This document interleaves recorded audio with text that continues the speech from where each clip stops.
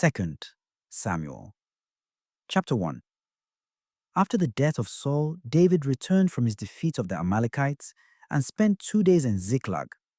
On the third day, a man came from Saul's camp with his clothes torn and dirt on his head. Going to David, he fell to the ground in homage. David asked him, "Where do you come from?" He replied, "I have escaped from the Israelites' camp." "Tell me what happened," David bade him. He answered that the soldiers had fled the battle, and that many of them had fallen and were dead, among them Saul and his son Jonathan. Then David said to the youth who was reporting to him, "How do you know that Saul and his son Jonathan are dead?"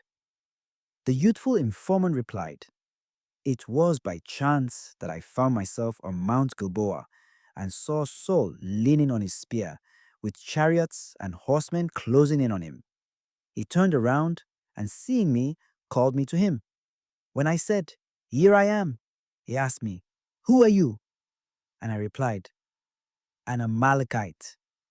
Then he said to me, 'Stand up to me, please, and finish me off, for I am in great suffering, yet fully alive.'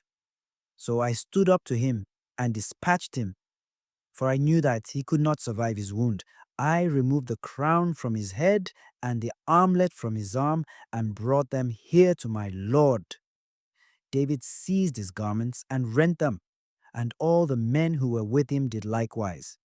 They mourned and wept and fasted until evening for Saul and his son Jonathan, and for the soldiers of the Lord of the clans of Israel, because they had fallen by the sword. Then David said to the young man who had brought him the information, "Where are you from?" He replied, "I am the son of an Amalekite immigrant." David said to him, "How is it that you were not afraid to put forth your hand to desecrate the Lord's anointed?" David then called one of the attendants and said to him, "Come, strike him down."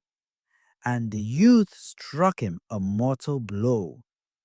Meanwhile, David said to him, "You are responsible for your own death, for you testified against yourself when you said, 'I dispatched the Lord's anointed.'" Then David chanted this elegy for Saul and his son Jonathan, which is recorded in the book of Jasher to be taught to the Judahites.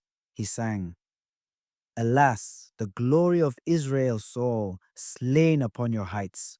How can the warriors have fallen? Tell it not in Gath, herald it not in the streets of Ashkelon, lest the Philistine maidens rejoice, lest the daughters of the strangers exult. Mountains of Gilboa, may there be neither dew nor rain upon you, nor upsurgings of the deeps. Upon you lie begrimed the warriors' shields, the shield of Saul, no longer anointed with oil. From the blood of the slain, from the bodies of the valiant, the bow of Jonathan didn't turn back, or the sword of Saul return unstained. Saul and Jonathan, beloved and cherished, separated neither in life nor in death, swifter than eagles, stronger than lions. Women of Israel, weep over Saul, who clothed you in scarlet and in finery, who decked your attire with ornaments of gold. How can the warriors have fallen in the thick of the battle, slain upon your heights? I grieve for you, Jonathan, my brother. Most dear have you been to me. More precious have I held love for you than love for women. How can the warriors have fallen? The weapons of war have perished. 2 Samuel chapter 2. After this, David inquired of the Lord, "Shall I go up into one of the cities of Judah?" The Lord replied to him, "Yes." Then David asked, "Where shall I go?" He replied, "To Hebron." So David went up there accompanied by his two wives, Ahinoam of Jezreel and Abigail, the widow of Nabal of Carmel. David also brought up his men with their families, and they dwelt in the cities near Hebron. Then the men of Judah came there and anointed David king of the Judahites. A report reached David that the men of Jabesh Gilead had buried Saul. So David sent messengers to the men of Jabesh Gilead and said to them, "May you be blessed by the Lord for having done this kindness to your Lord Saul in burying him.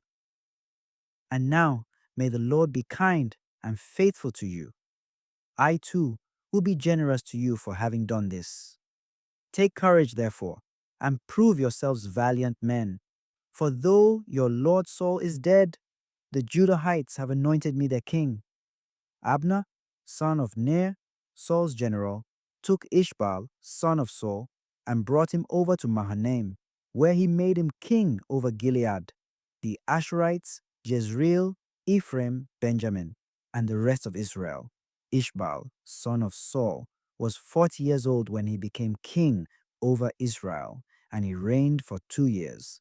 The Judahites alone followed David. In all, David spent 7 years and 6 months in Hebron as king of the Judahites. Now Abner, son of Ner, and the servants of Ishbaal, Saul's son, left Mahanaim for Gibeon. Joab, son of Zeruiah, and David's servants also set out and met them at the pool of Gibeon. And they sat down, one group on one side of the pool and the other on the opposite side. Then Abner said to Joab, "Let the young men rise and perform for us." Joab replied, "All right." So they rose and were counted off, 12 of the Benjaminites of Ishbaal, son of Saul, and 12 of David's servants. Then each one grasped his opponent's head and thrust his sword into his opponent's side, and all fell down together. And so that place, which is in Gibeon, was named the Field of the Sides. After a very fierce battle that day, Abner and the men of Israel were defeated by David's servants. The 3 sons of Zeruiah were there: Joab, Abishai, and Asahel. Asahel, who was as fleet of foot as a gazelle in the open field, set out after Abner, turning neither right nor left in his pursuit. Abner turned around and said, "Is that you, Asahel?" He replied, "Yes." Abner said to him, "Turn right or left, seize one of the young men, and take what you can strip from him." But Asahel would not desist from his pursuit. Once more Abner said to Asahel, "Stop pursuing me. Why must I strike you to the ground? How could I face your brother Joab?" Still, he refused to stop. So Abner struck him in the abdomen with the heel of his javelin, and the weapon protruded from his back. He fell there and died on the spot. And all who came to the place where Asahel had fallen and died came to a halt. Joab and Abishai, however, continued the pursuit of Abner. The sun had gone down when they came to the hill of Ammah, which lies east of the valley toward the desert near Geba. Here the Benjaminites rallied around Abner, forming a single group, and made a stand on the hilltop. Then Abner called to Joab and said, "Must the sword destroy to the utmost? Do you not know that afterward there will be bitterness? How much longer will you refrain from ordering the people to stop the pursuit of their brothers?" Joab replied, "As God lives, if you had not spoken, the soldiers would not have been withdrawn from the pursuit of their brothers until morning." Joab then sounded the horn, and all the soldiers came to a halt, pursuing Israel no farther and fighting no more. Abner and his men marched all night long through the Arabah, crossed the Jordan, marched all through the morning, and came to Mahanaim. Joab, after interrupting the pursuit of Abner, assembled all the men. Besides Asahel, 19 other servants of David were missing. But David's servants had fatally wounded 360 men of Benjamin, followers of Abner. They took up Asahel and buried him in his father's tomb in Bethlehem. Joab and his men made an all-night march, and dawn found them in Hebron. 2 Samuel chapter 3. There followed a long war between the house of Saul and that of David, in which David grew stronger, but the house of Saul weaker. Sons were born to David in Hebron, his firstborn, Amnon of Ahinoam from Jezreel, the second, Chileab of Abigail, the widow of Nabal of Carmel, the third, Absalom, son of Maacah, the daughter of Talmai, king of Geshur, the fourth, Adonijah, son of Haggith, the fifth, Shephatiah, son of Abital, and the sixth, Ithream, of David's wife Eglah. These were born to David in Hebron. During the war between the house of Saul and that of David, Abner was gaining power in the house of Saul. Now Saul had had a concubine, Rizpah, the daughter of Aiah. And Ishbaal, son of Saul, said to Abner, "Why have you been intimate with my father's concubine?" Enraged at the words of Ishbaal, Abner said, "Am I a dog's head in Judah? At present, I am doing a kindness to the house of your father Saul, to his brothers and his friends, by keeping you out of David's clutches. Yet this day you charge me with a crime involving a woman. May God do thus and so to Abner if I do not carry out for David what the Lord swore to him. That is, take away the kingdom from the house of Saul and establish the throne of David over Israel and over Judah from Dan to Beersheba." In his fear of Abner, Ishbaal was no longer able to say a word to him. Then Abner sent messengers to David in Telam, where he was at the moment, to say, "Make an agreement with me, and I will aid you by bringing all Israel over to you." He replied, "Very well, I will make an agreement with you. But one thing I require of you. You must not appear before me unless you bring back Michal, Saul's daughter, when you come to present yourself to me." At the same time, David sent messengers to Ishbaal, son of Saul, to say, "Give me my wife Michal, whom I espoused by paying 100 Philistine foreskins." Ishbaal sent for her and took her away from her husband Paltiel, son of Laish, who followed her weeping as far as Bahurim. But Abner said to him, "Go back." And he turned back. Abner then said in discussion with the elders of Israel, "For a long time you have been seeking David as your king. Now take action, for the Lord has said of David, 'By my servant David I will save my people, Israel, from the grasp of the Philistines and from the grasp of all their enemies.'" Abner also spoke personally to Benjamin, and then went to make his own report to David in Hebron concerning all that would be agreeable to Israel and to the whole house of Benjamin. When Abner, accompanied by 20 men, came to David in Hebron, David prepared a feast for Abner and for the men who were with him. Then Abner said to David, "I will now go to assemble all Israel for my lord the king, that they may make an agreement with you. You will then be king over all whom you wish to rule." So David bade Abner farewell, and he went away in peace. Just then, David's servants and Joab were coming in from an expedition, bringing much plunder with them. Abner, having been dismissed by David, was no longer with him in Hebron, but had gone his way in peace. When Joab and the whole force he had with him arrived, he was informed, "Abner, son of Ner, came to David. He has been sent on his way in peace." So Joab went to the king and said, "What have you done?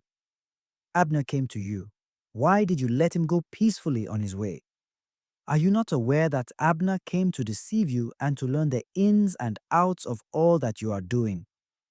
Joab then left David, and without David's knowledge sent messengers after Abner, who brought him back from the cistern of Sirah. When Abner returned to Hebron, Joab took him aside within the city gate, as though to speak with him privately. There he stabbed him in the abdomen and he died in revenge for the killing of Joab's brother Asahel. Later David heard of it and said, "Before the Lord, I and my kingdom are forever innocent. May the full responsibility for the death of Abner, son of Ner, be laid to Joab and to all his family. May the men of Joab's family never be without one suffering from a discharge or a leper, or one unmanly, one fallen by the sword, or one in need of bread." Joab and his brother Abishai had lain in wait for Abner because he killed their brother Asahel in battle at Gibeon.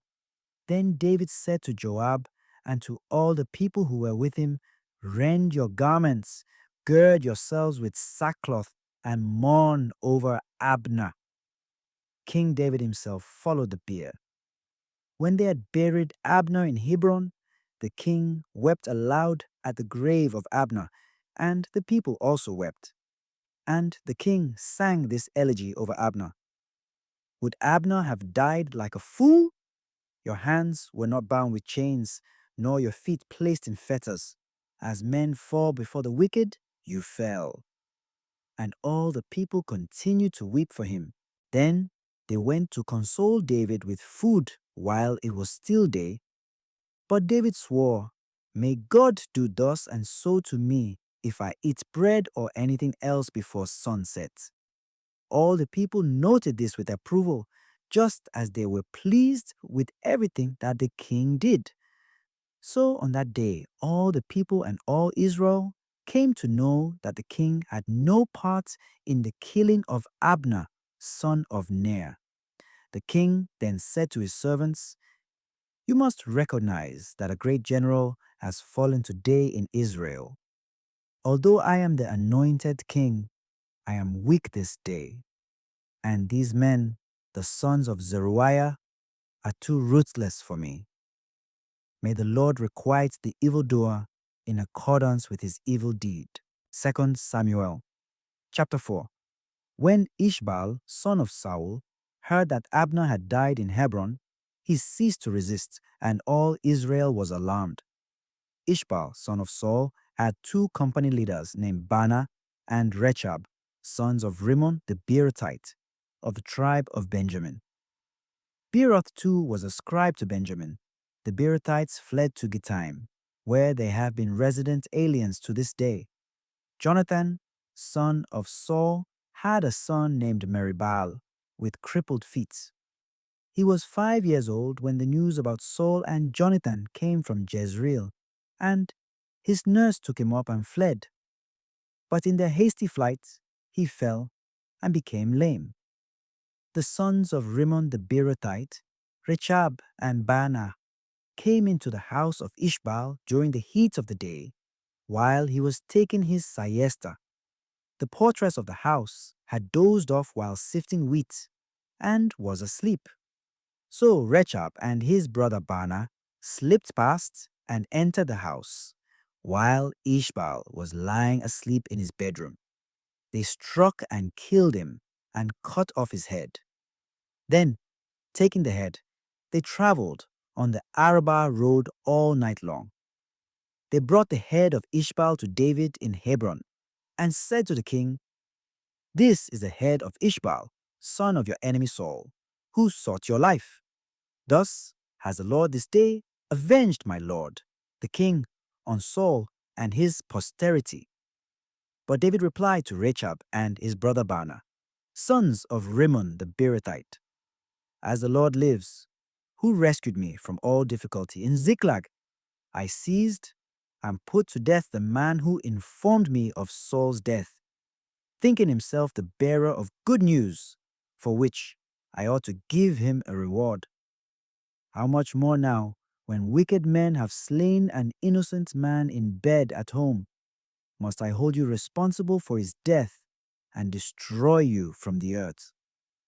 So, at a command from David, the young men killed them and cut off their hands and feet, hanging them up near the pool in Hebron.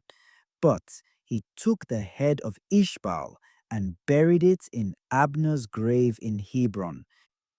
2 Samuel chapter 5. All the tribes of Israel came to David in Hebron and said, "Here we are, your bone and your flesh. In days past, when Saul was our king, it was you who laid the Israelites out and brought them back. And the Lord said to you, 'You shall shepherd my people Israel and shall be commander of Israel.'"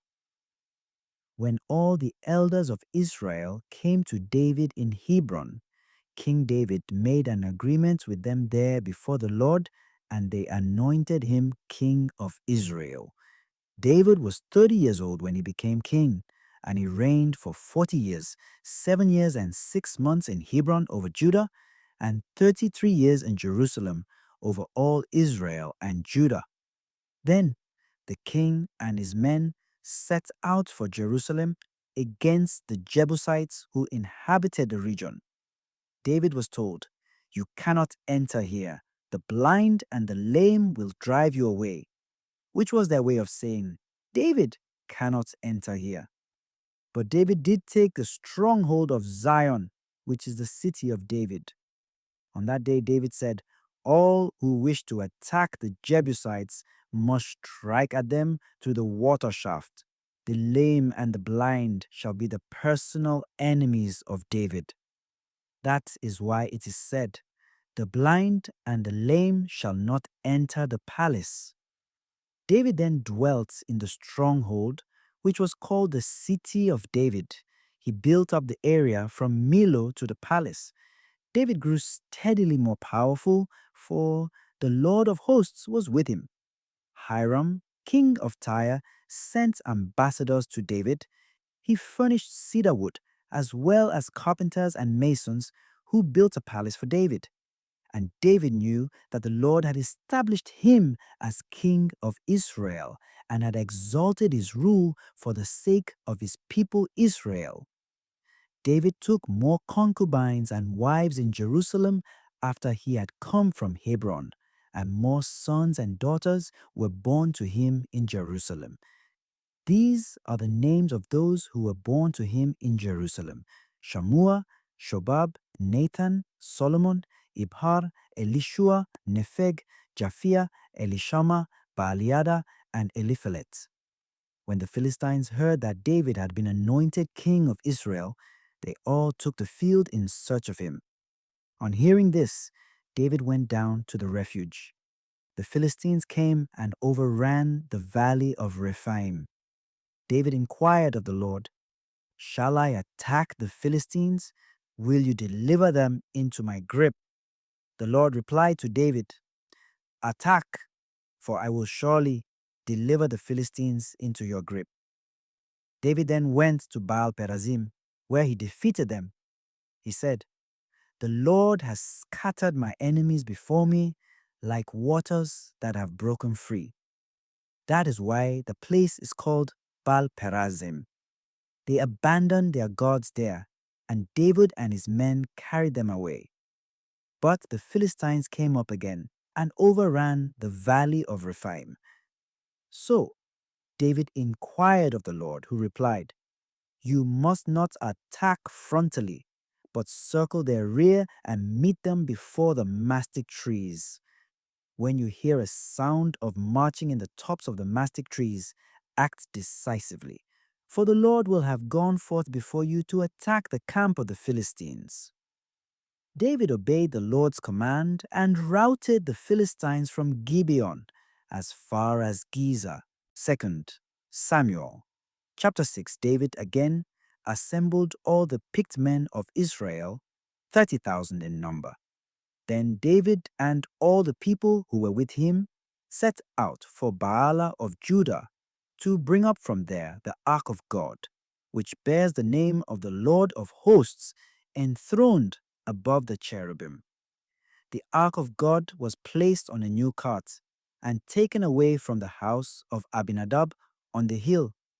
Uzzah and Ahio, sons of Abinadab, guided the cart, with Ahio walking before it, while David and all the Israelites made merry before the Lord with all their strength, with singing and with citharas, harps, tambourines, sistrums, and cymbals.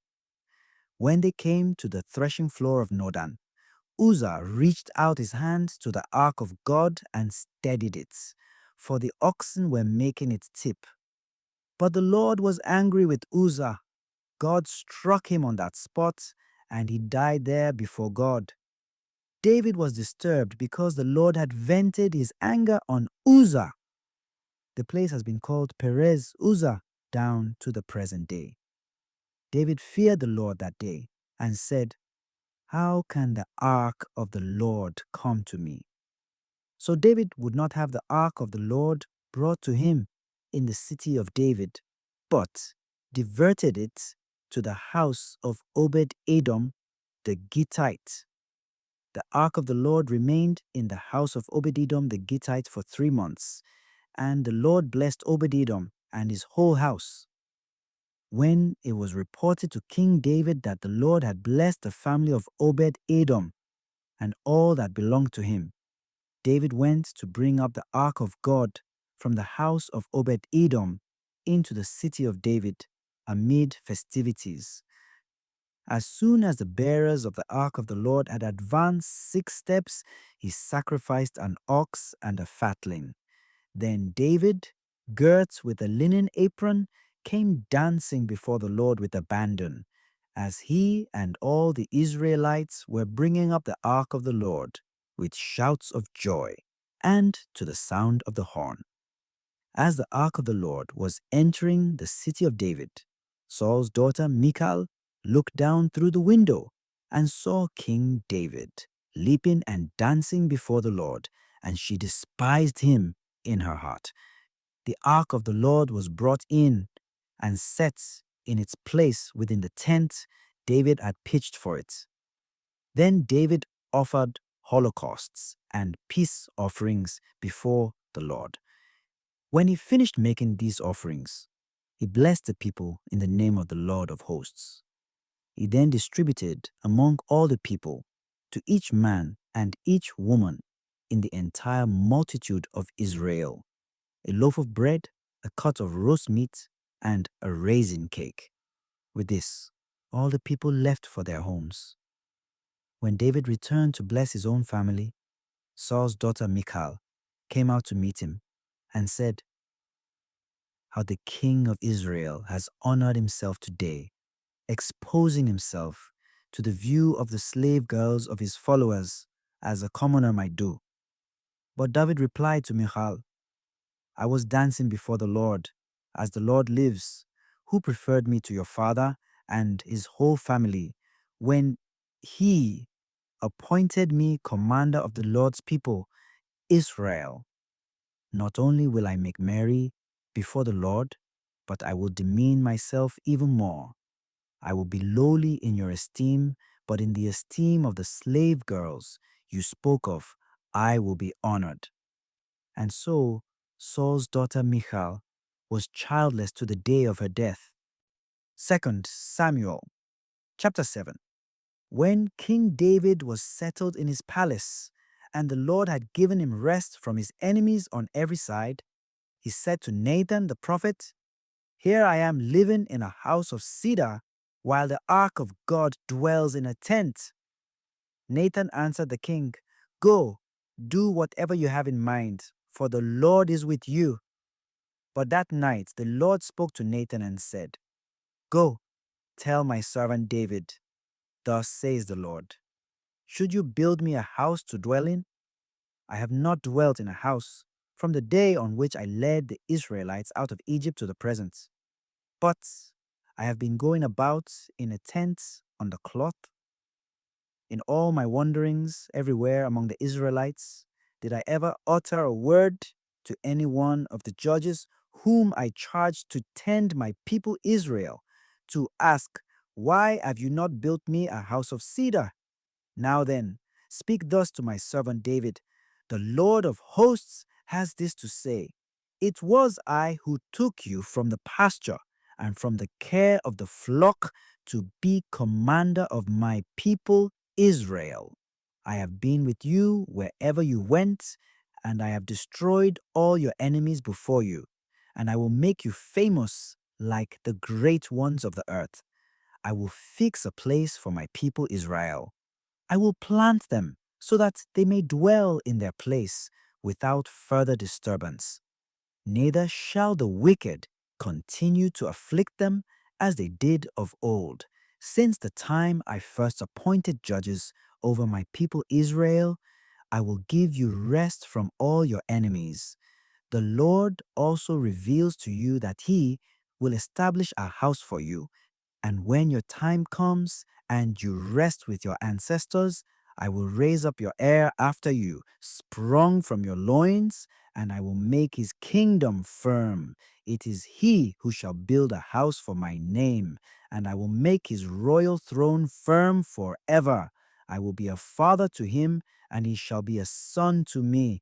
And if he does wrong, I will correct him with the rod of men and with human chastisements. But I will not withdraw my favor from him, as I withdrew it from your predecessor Saul, whom I removed from my presence. Your house and your kingdom shall endure forever before me. Your throne shall stand firm forever. Nathan reported all these words and this entire vision to David. Then King David went in and sat before the Lord and said, "Who am I, Lord God, and who are the members of my house that you have brought me to this point? Yet even this you see as too little, Lord God. You have also spoken of the house of your servant for a long time to come. This too you have shown to man, Lord God. What more can David say to you? You know your servant, Lord God, for your servant's sake, and as you have had at heart, you have brought about this entire magnificent disclosure to your servant. And so, great are you, Lord God. There is none like you, and there is no God but you, just as we have heard it told. What other nation on earth is there like your people Israel, which God has led, redeeming it as his people, so that you have made yourself renowned by doing this magnificent deed and by doing awe-inspiring things as you cleared nations and their gods out of the way of your people, which you redeemed for yourself from Egypt? You have established for yourself your people Israel as yours forever, and you, Lord, have become their God. And now, Lord God, confirm for all time the prophecy you have made concerning your servant and his house, and do as you have promised. Your name will be forever great when men say, "The Lord of hosts is God of Israel," and the house of your servant David stands firm before you. It is you, Lord of hosts, God of Israel, who said in a revelation to your servant, "I will build a house for you." Therefore your servant now finds the courage to make this prayer to you. And now, Lord God, you are God, and your words are truth. You have made this generous promise to your servant. Do then, bless the house of your servant, that it may be before you forever. For you, Lord God, have promised, and by your blessing, the house of your servant shall be blessed forever. 2 Samuel chapter 8. After this, David attacked the Philistines and conquered them, resting. From the Philistines, he also defeated Moab, and then measured them with a line, making them lie down on the ground. He told off 2 lengths of line for execution, and a full length to be spared. Thus the Moabites became tributary to David. Next, David defeated Hadadezer, son of Rehob, king of Zobah, when he went to re-establish his dominion at the Euphrates River. David captured from him 1,700 horsemen and 20,000 foot soldiers, and he hamstrung all the chariot horses, preserving only enough for 100 chariots. When the Arameans of Damascus came to the aid of Hadadezer, king of Zobah, David slew 22,000 of them. David then placed garrisons in Aram of Damascus, and the Arameans became subjects, tributary to David. The Lord brought David victory in all his undertakings. David also took away the golden shields used by Hadadezer's servants and brought them to Jerusalem. These Shishak, king of Egypt, took away when he came to Jerusalem in the days of Rehoboam, son of Solomon. From Tebah and Berothai, towns of Hadadezer, King David removed a very large quantity of bronze. When Toi, king of Hamath, heard that David had defeated all the forces of Hadadezer, he sent his son Hadoram to King David to greet him and to congratulate him for his victory over Hadadezer in battle, because Toi had been in many battles with Hadadezer. Hadoram also brought with him articles of silver, gold, and bronze. These two King David consecrated to the Lord, together with the silver and gold he had taken from every nation he had conquered, from Edom and Moab, from the Ammonites, from the Philistines, from the Amalekites, and from the plunder of Hadadezer, son of Rehob, king of Zobah. On his return, David became famous for having slain 18,000 Edomites in the Salt Valley, after which he placed garrisons in Edom. Thus all the Edomites became David's subjects, and the Lord brought David victory in all his undertakings. David reigned over all Israel, judging and administering justice to all his people. Joab, son of Zeruiah, was in command of the army. Jehoshaphat, son of Ahilud, was chancellor. Zadok, son of Ahitub, and Ahimelech, son of Abiathar, were priests. Shasha was scribe. Benaiah, son of Jehoiada, was in command of the Cherethites and Pelethites, and David's sons were priests. 2 Samuel chapter 9.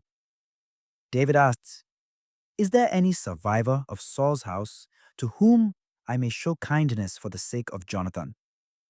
Now there was a servant of the family of Saul named Ziba. He was summoned to David, and the king asked him, "Are you Ziba?" He replied, "Your servant." Then the king inquired, "Is there any survivor of Saul's house to whom I may show God's kindness?" Ziba answered the king, "There is still Jonathan's son, whose feet are crippled." The king said to him, "Where is he?" And Ziba answered, "He is in the house of Machir, son of Amiel, in Lodebar." So King David sent for him and had him brought from the house of Machir, son of Amiel, in Lodebar. When Meribal, son of Jonathan, son of Saul, came to David, he fell prostrate in homage. David said, "Meribal," and he answered, "Your servant." "Fear not," David said to him, "I will surely be kind to you for the sake of your father Jonathan. I will restore to you all the lands of your grandfather Saul, and you shall always eat at my table." Bowing low, he answered, "What is your servant that you should pay attention to a dead dog like me?" The king then called Ziba, Saul's attendant, and said to him, "I am giving your lord's son all that belonged to Saul and to all his family. You and your sons and servants must till the land for him. You shall bring in the produce, which shall be food for your lord's family to eat. But Meribal, your lord's son, shall always eat at my table." Ziba, who had 15 sons and 20 servants, said to the king, "Your servant shall do just as my lord the king has commanded him." And so Meribal ate at David's table like one of the king's sons. Meribal had a young son whose name was Micah, and all the tenants of Ziba's family worked for Meribal. But Meribal lived in Jerusalem because he always ate at the king's table. He was lame in both feet. 2 Samuel chapter 10. Sometime later, the king of the Ammonites died, and his son Hanun succeeded him as king. David thought, "I will be kind to Hanun, son of Nahash, as his father was kind to me." So David sent his servants with condolences to Hanun for the loss of his father. But when David's servants entered the country of the Ammonites princes said to their lord Hanun, Do you think that David is honoring your father by sending men with condolences? Is it not rather to explore the city, to spy on it, and to overthrow it, that David has sent his messengers to you? Hanun, therefore, seized David's servants, and after shaving off half their beards and cutting away the lower halves of their garments at the buttocks, sent them away. When he was told of it, King David sent out word to them, since the men were quite ashamed. "Stay in Jericho until your beards grow," he said, "and then come back." In view of the offense they had given to David, the Ammonites sent for and hired 20,000 Aramean foot soldiers from Beth Rehob and Zobah, as well as the king of Makkah with 1,000 men and 12,000 men from Tob. On learning this, David sent out Joab with the entire levy of trained soldiers.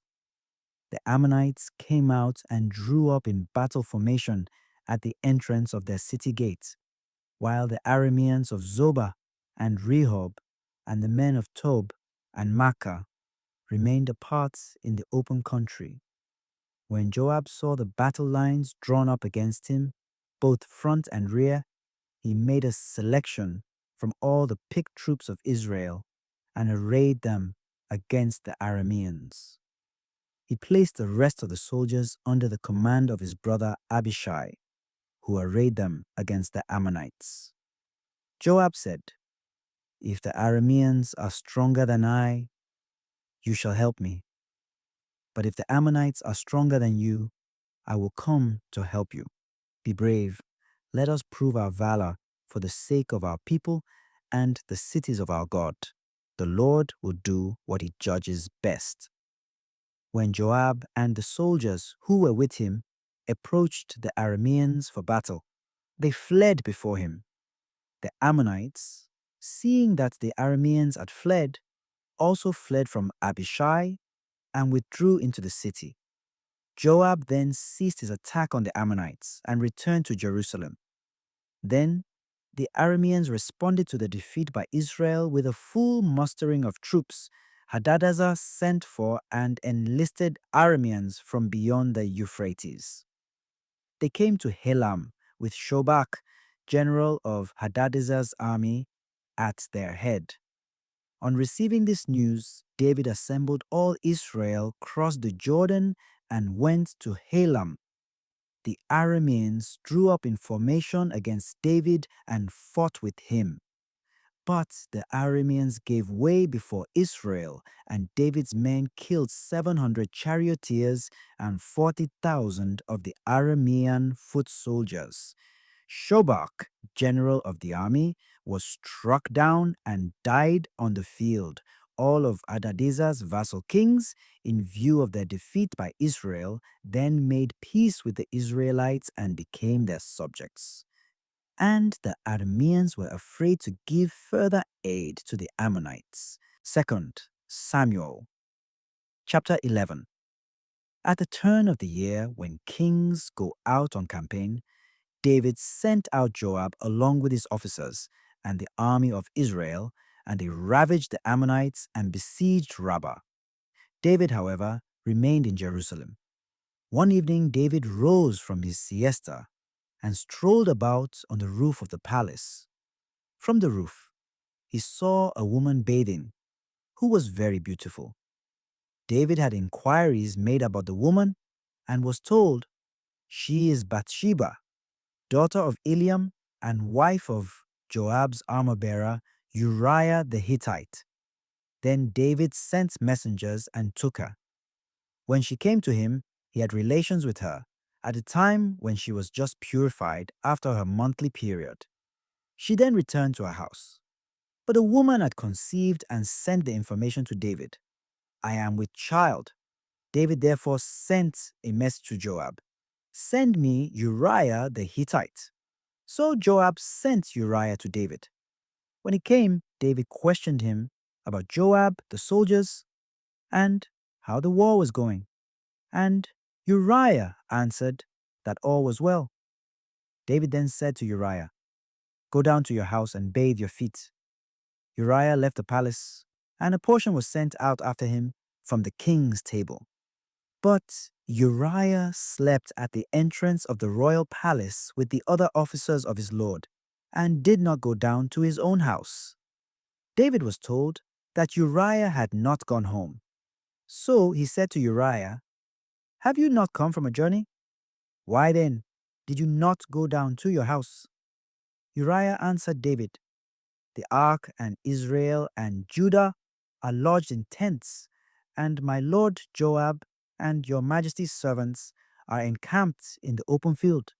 Can I go home to eat and to drink and to sleep with my wife? As the Lord lives, and as you live, I will do no such thing." Then David said to Uriah, "Stay here today also. I shall dismiss you tomorrow." So Uriah remained in Jerusalem that day. On the day following, David summoned him, and he ate and drank with David, who made him drunk. But in the evening, he went out to sleep on his bed among his lord's servants and did not go down to his home. The next morning, David wrote a letter to Joab, which he sent by Uriah. In it, he directed, "Place Uriah up front where the fighting is fierce. Then pull back and leave him to be struck down dead." So while Joab was besieging the city, he assigned Uriah to a place where he knew the defenders were strong. When the men of the city made a sortie against Joab, some officers of David's army fell, and among them Uriah the Hittite died. Then Joab sent David a report of all the details of the battle, instructing the messenger, "When you have finished giving the king all the details of the battle, the king may become angry and say to you, 'Why did you go near the city to fight? Did you not know that they would shoot from the wall above? Who killed Abimelech, son of Jerubbaal? Was it not a woman who threw a millstone down on him from the wall above, so that he died in Thebez? Why did you go near the wall? Then you in turn shall say, Your servant Uriah the Hittite is also dead.'" The messenger set out, and on his arrival, he relayed to David all the details as Joab had instructed him. He told David, "The men had us at a disadvantage and came out into the open against us, but we pushed them back to the entrance of the city gate. Then the archers shot at your servants from the wall above, and some of the king's servants died, among them your servant Uriah." David said to the messenger, "This is what you shall convey to Joab. Do not be chagrined at this, for the sword devours now here and now there.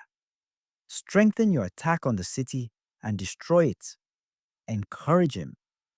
When the wife of Uriah heard that her husband had died, she mourned her lord.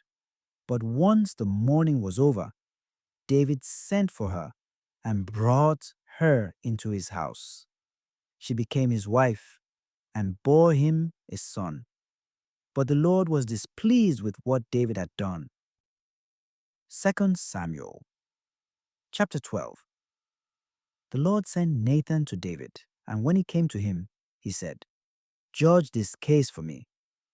In a certain town there were two men, one rich, the other poor. The rich man had flocks and herds in great numbers, but the poor man had nothing at all except one little ewe lamb that he had bought. He nourished her, and she grew up with him and his children. She shared the little food he had, and drank from his cup, and slept in his bosom. She was like a daughter to him. Now the rich man received a visitor, but he would not take from his own flocks and herds to prepare a meal for the wayfarer who had come to him. Instead, he took the poor man's ewe lamb and made a meal of it for his visitor. David grew very angry with that man and said to Nathan, "As the Lord lives, the man who has done this merits death. He shall restore the ewe lamb fourfold because he has done this and has had no pity." Then Nathan said to David, You are the man. Thus says the Lord God of Israel, I anointed you king of Israel. I rescued you from the hand of Saul. I gave you your Lord's house and your Lord's wives for your own. I gave you the house of Israel and of Judah. And if this were not enough, I could count up for you still more. Why have you spurned the Lord and done evil in his sight? You have cut down Uriah the Hittite with the sword. You took his wife as your own, and him you killed with the sword of the Ammonites. Now, therefore, the sword shall never depart from your house, because you have despised me and have taken the wife of Uriah to be your wives. Thus says the Lord, I will bring evil upon you out of your own house. I will take your wives while you live to see it, and will give them to your neighbor. He shall lie with your wives in broad daylight. You have done this deed in secret, but I will bring it about in the presence of all Israel and with the sun looking down. Then David said to Nathan, I have sinned against the Lord. Nathan answered David, The Lord on his part has forgiven your sin. You shall not die. But since you have utterly spurned the Lord by this deed, the child born to you must surely die. Then Nathan returned to his house. The Lord struck the child that the wife of Uriah had borne to David, and it became desperately ill. David besought God for the child. He kept a fast, retiring for the night to lie on the ground clothed in sackcloth. The elders of his house stood beside him, urging him to rise from the ground. But he would not, nor would he take food with them. On the seventh day, the child died. David's servants, however, were afraid to tell him that the child was dead, for they said, When the child was alive, we spoke to him, but he would not listen to what we said. How can we tell him the child is dead? He may do some harm. But David noticed his servants whispering among themselves and realized that the child was dead. He asked his servants, Is the child dead? They replied, Yes, he is. Rising from the ground, David washed and anointed himself and changed his clothes. Then he went to the house of the Lord and worshipped. He returned to his own house, where at his request food was set before him, and he ate. His servants said to him, What is this you are doing? While the child was living, you fasted and wept and kept vigil. Now that the child is dead, you rise and take food.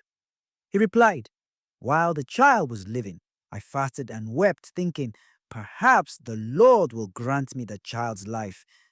But now he is dead. Why should I fast? Can I bring him back again? I shall go to him, but he will not return to me. Then David comforted his wife Bathsheba. He went and slept with her, and she conceived and bore him a son, who was named Solomon. The Lord loved him and sent the prophet Nathan to name him Jedidiah on behalf of the Lord. Joab fought against Rabbah of the Ammonites and captured this royal city. He sent messengers to David with the word, I have fought against Rabbah and have taken the water city. Therefore, assemble the rest of the soldiers, join the siege against the city, and capture it, lest it be I that capture the city, and it be credited to me. So David assembled the rest of the soldiers and went to Rabbah. When he had fought against it and captured it, he took the crown from Milcom's head. It weighed a talent of gold and precious stones. It was placed on David's head. He brought out immense booty from the city and also led away the inhabitants, whom he assigned to work with saws, iron picks, and iron axes, or put to work at the brick mold. This is what he did to all the Ammonite cities. David and all the soldiers then returned to Jerusalem. 2 Samuel chapter 13. Some time later, the following incident occurred. David's son Absalom had a beautiful sister named Tamar, and David's son Amnon loved her. He was in such straits over his sister Tamar that he became sick. Since she was a virgin, Amnon thought it impossible to carry out his designs toward her. Now Amnon had a friend named Jonadab, son of David's brother, Shimeah, who was very clever. He asked him, "Prince, why are you so dejected morning after morning? Why not tell me?" So Amnon said to him, "I am in love with Tamar, my brother Absalom's sister." Then Jonadab replied, "Lie down on your bed and pretend to be sick. When your father comes to visit you, say to him, 'Please let my sister Tamar come and encourage me to take food. If she prepares something appetizing in my presence for me to see, I will eat it from her hand.'" So Amnon lay down and pretended to be sick. When the king came to visit him, Amnon said to the king, "Please let my sister Tamar come and prepare some fried cakes before my eyes, that I may take nourishment from her hand." David then sent home a message to Tamar, "Please go to the house of your brother Amnon and prepare some nourishment for him." Tamar went to the house of her brother Amnon, who was in bed. Taking dough and kneading it, she twisted it into cakes before his eyes and fried the cakes. Then she took the pan and set out the cakes before him. But Amnon would not eat. He said, "Have everyone leave me." When they had all left him, Amnon said to Tamar, "Bring the nourishment into the bedroom, that I may have it from your hand." So Tamar picked up the cakes she had prepared and brought them to her brother Amnon in the bedroom. But when she brought them to him to eat, he seized her and said to her, "Come, lie with me, my sister."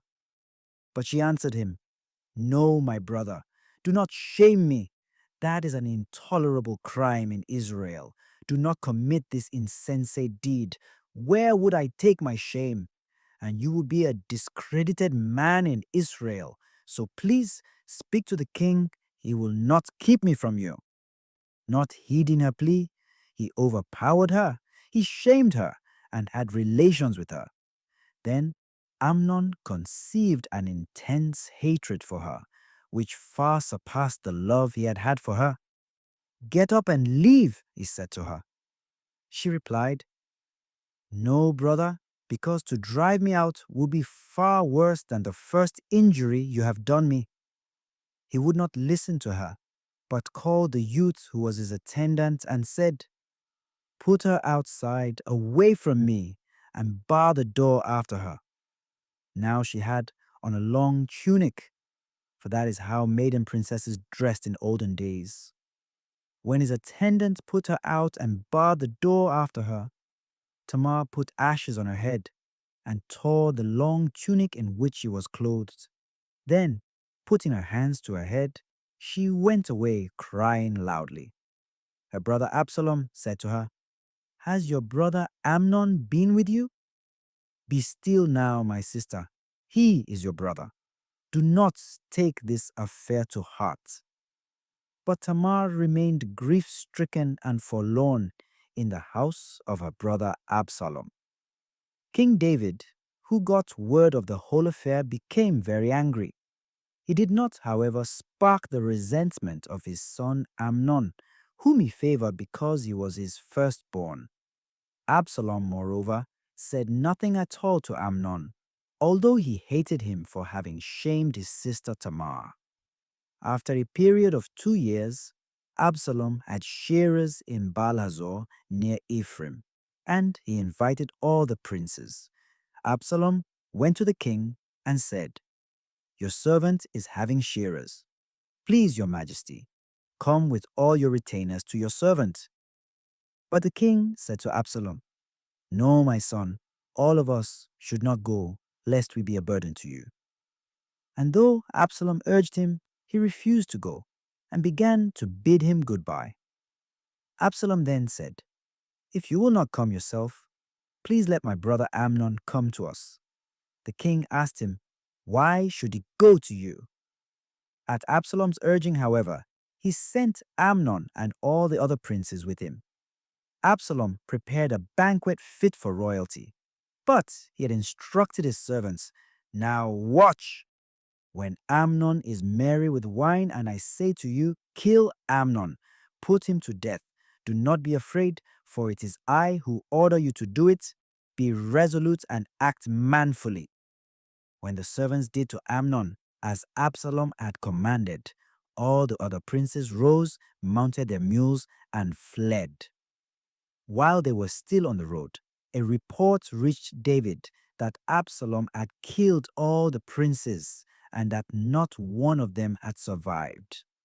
The king stood up, rent his garments, and then lay on the ground.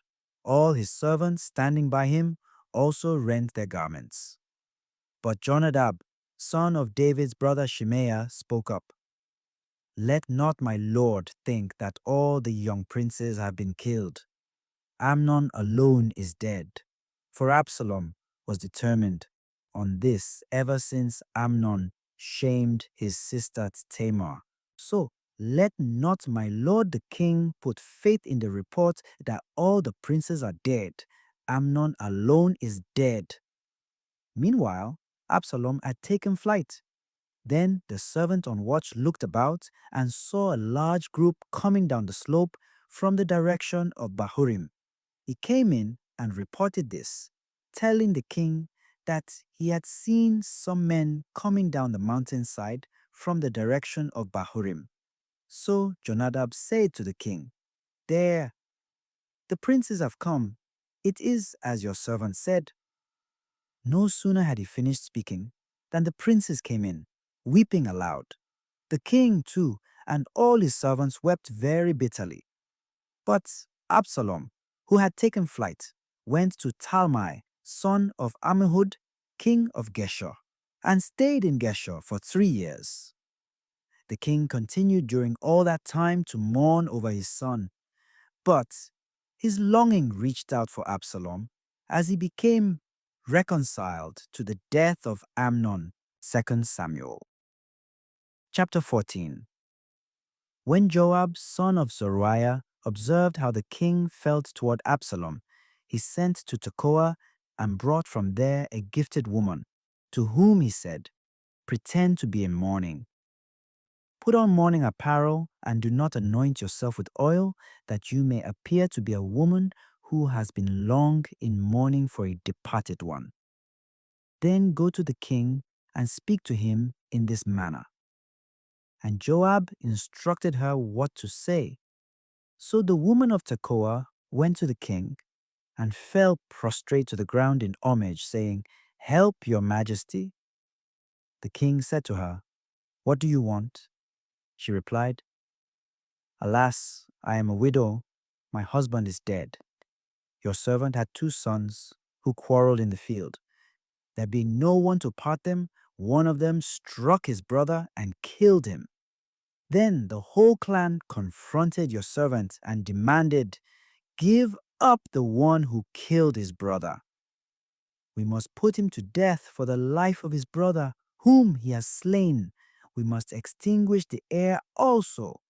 Thus they will quench my remaining hope and leave my husband neither name nor posterity upon the earth.' The king then said to the woman, 'Go home. I will issue a command on your behalf.' The woman of Tekoa answered him, 'Let me and my family be to blame, my lord king. You and your throne are innocent.' Then the king said, 'If anyone says a word to you, have him brought to me, and he shall not touch you again.'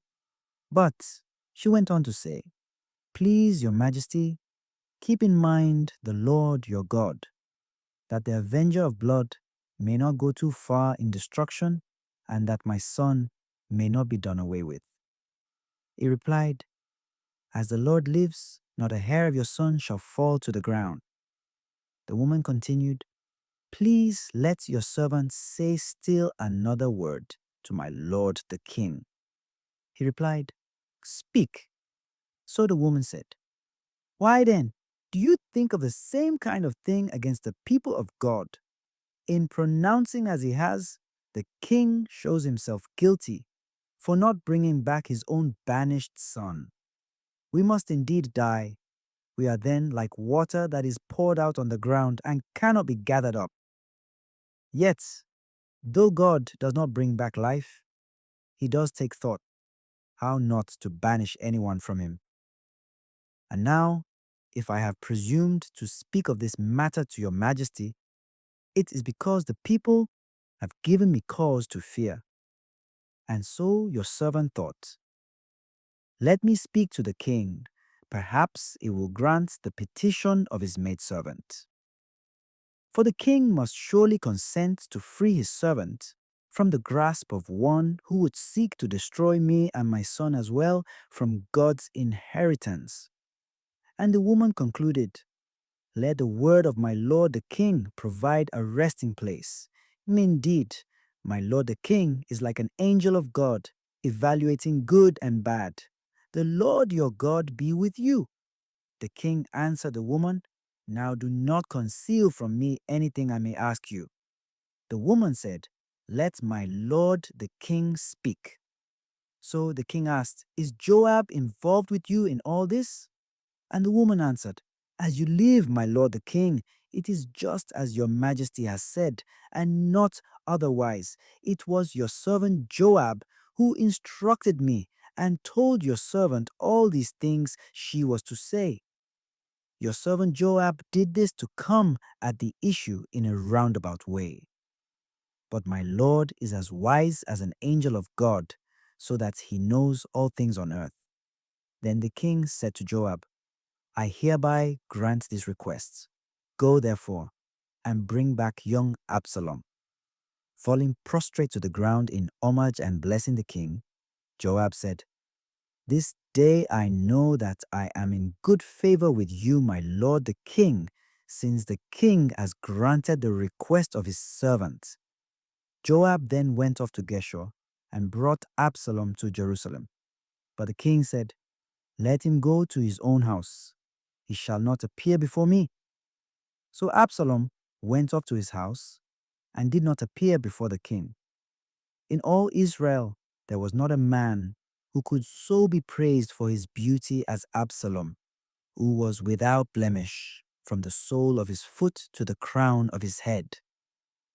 When he shaved his head, which he used to do at the end of every year, because his hair became too heavy for him, the hair weighed 200 shekels according to the royal standard. Absalom has 3 sons born to him, besides a daughter named Tamar, who was a beautiful woman. Absalom lived in Jerusalem for 2 years without appearing before the king.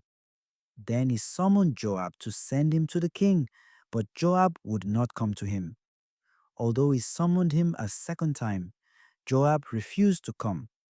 He therefore instructed his servants, you see Joab's field that borders mine, on which he has barley.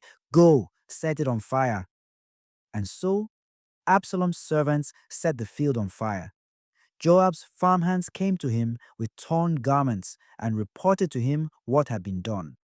At this, Joab went to Absalom in his house and asked him, why have your servants set my field on fire?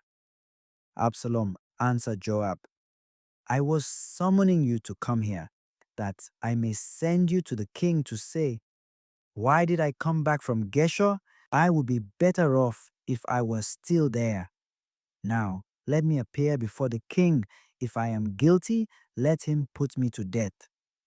Joab went to the king and reported this. The king then called Absalom, who came to him, and in homage fell on his face to the ground before the king. Then the king kissed him. 2 Samuel chapter 15. After this, Absalom provided himself with chariots, horses, and 50 henchmen. Moreover, Absalom used to rise early and stand alongside the road leading to the gate. If someone had a lawsuit to be decided by the king, Absalom would call to him and say, from what city are you? And when he replied, "Your servant is of such and such a tribe of Israel," Absalom would say to him, "Your suit is good and just, but there is no one to hear you in the king's name." And he would continue, "If only I could be appointed judge in the land.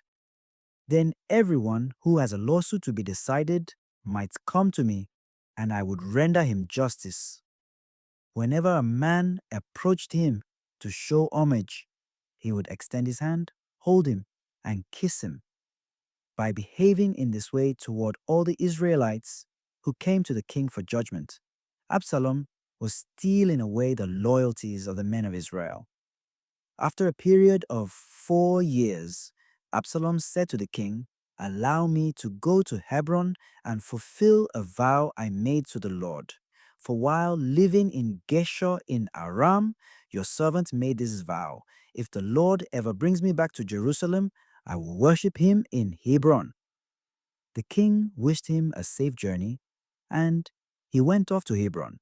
Then Absalom sent spies throughout the tribes of Israel to say, "When you hear the sound of the horn, declare Absalom king in Hebron." 200 men had accompanied Absalom from Jerusalem. They had been invited and went in good faith, knowing nothing of the plan. Absalom also sent to Ahithophel, the Gilonite, David's counselor, an invitation to come from his town, Goilo, for the sacrifices he was about to offer. So the conspiracy gained strength, and the people with Absalom increased in numbers. An informant came to David with the report, "The Israelites have transferred their loyalty to Absalom." At this, David said to all his servants who were with him in Jerusalem, "Up, let us take flight, or none of us will escape from Absalom. Leave quickly, lest he hurry and overtake us, then visit disaster upon us and put the city to the sword." The king's officers answered him, "Your servants are ready, whatever our lord the king chooses to do." Then the king set out, accompanied by his entire household, except for 10 concubines whom he left behind to take care of the palace. As the king left the city, with all his officers accompanying him, they halted opposite the ascent of the Mount of Olives at a distance, while the whole army marched past him. As all the Cherethites and Pelethites and the 600 men of Gath who had accompanied him from that city were passing in review before the king, he said to Ittai the Gittite, "Why should you also go with us? Go back and stay with the king, for you are a foreigner, and you too are an exile from your own country. You came only yesterday, and shall I have you wander about with us today, wherever I have to go? Return and take your brothers with you, and may the Lord be kind and faithful to you." But Ittai answered the king, "As the Lord lives, and as my lord the king lives, your servant shall be wherever my lord the king may be, whether for death or for life." So the king said to Ittai, "Go then, march on." And Ittai the Gittite, with all his men and all the dependents that were with him, marched on. Everyone in the countryside wept aloud as the last of the soldiers went by.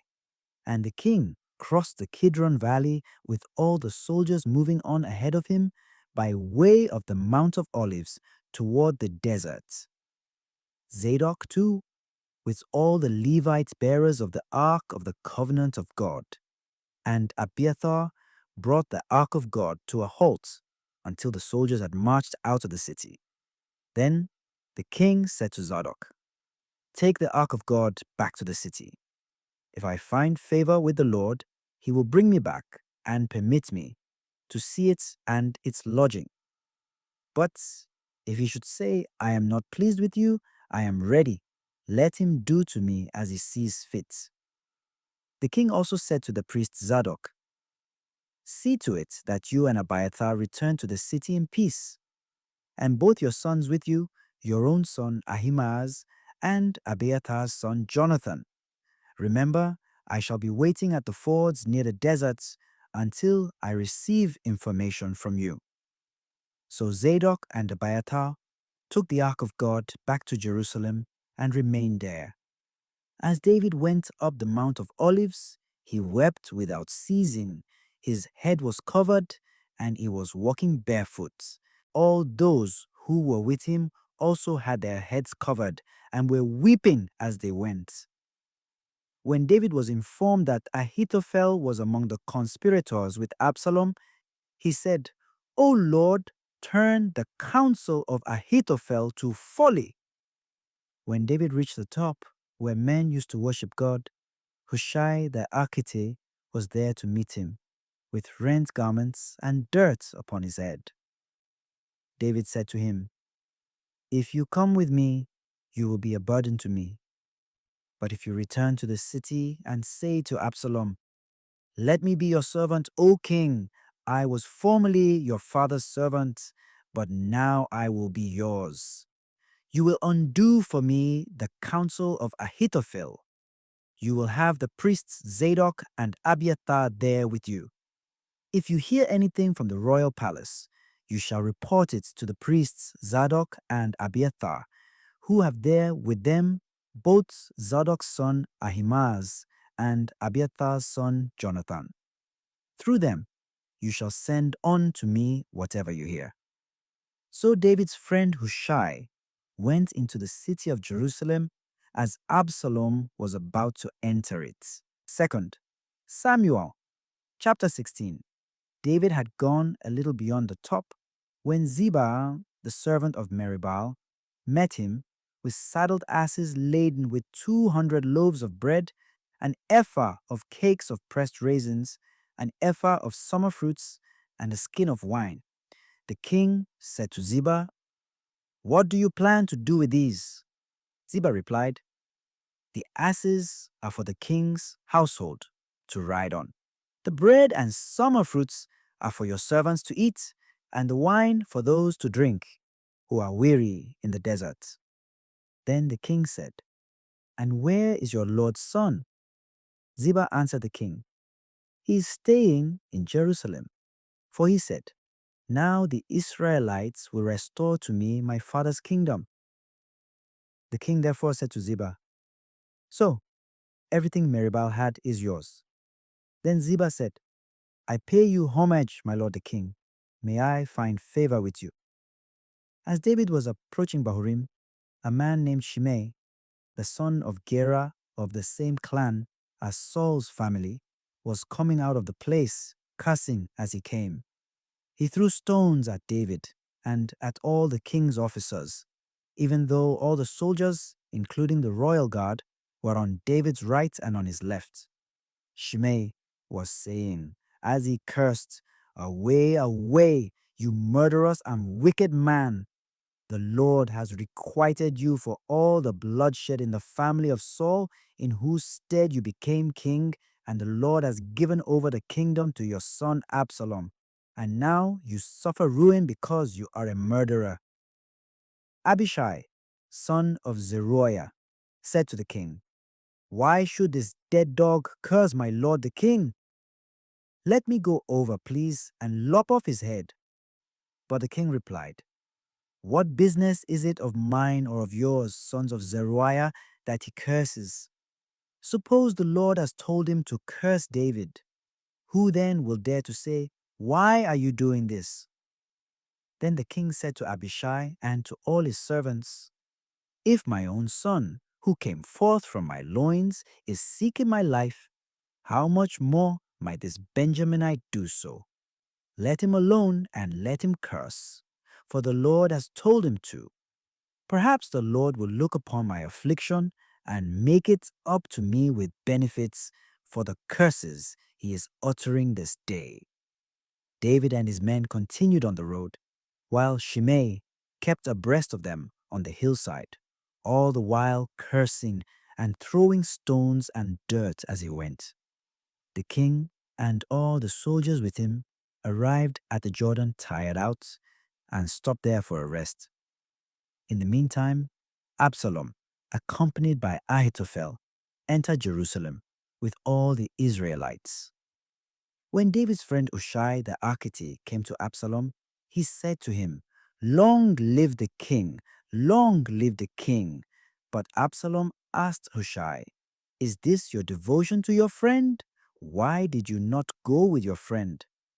Hushai replied to Absalom, "On the contrary, I am his whom the Lord and all this people and all Israel have chosen, and with him I will stay. Furthermore, as I was in attendance upon your father, so will I be before you. Whom should I serve, if not his son?" Then Absalom said to Ahithophel, "Offer your counsel on what we should do." Ahithophel replied to Absalom, "Have relations with your father's concubines, whom he left behind to take care of the palace. When all Israel hears how odious you have made yourself to your father, all your partisans will take courage." So a tent was pitched on the roof for Absalom, and he visited his father's concubines in view of all Israel. Now the counsel given by Ahithophel at that time was as though one had sought divine revelation.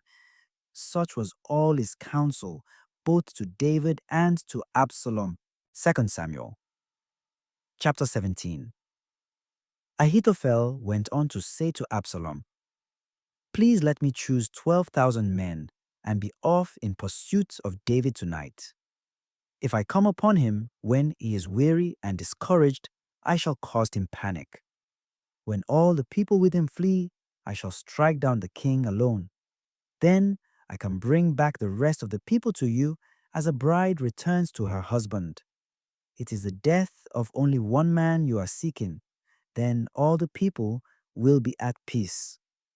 This plan was agreeable to Absalom and to all the elders of Israel. Then Absalom said, "Now call Hushai the Archite also. Let us hear what he too has to say." When Hushai came to Absalom, Absalom said to him, "This is what Ahithophel proposed. Shall we follow his proposal? If not, speak up." Hushai replied to Absalom, "This time Ahithophel has not given good counsel." And he went on to say, "You know that your father and his men are warriors, and that they are as fierce as a bear in the wild robbed of her cubs. Moreover, since your father is skilled in warfare, he will not spend the night with the people. Even now he lies hidden in one of the caves or in some other place.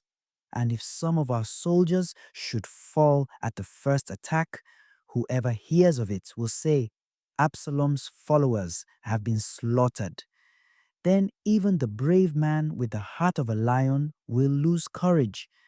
For all Israel knows that your father is a warrior and that those who are with him are brave. This is what I counsel.